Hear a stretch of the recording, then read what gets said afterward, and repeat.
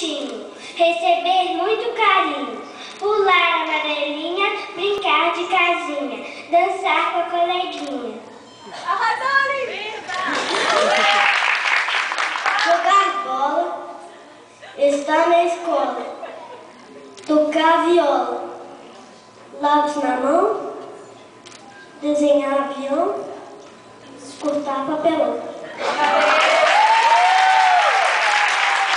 Cantar baixinho, andar devagarinho, imitar passarinho, tomar sorvete, andar no tapete, colocar capacete.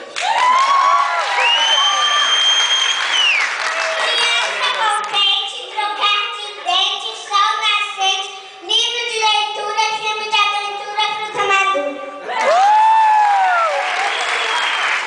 Fruta sem caroço, cachecol no pescoço, jogar pedrinha no poço, comer macarronada, goiabada, bananada, não fazer nada.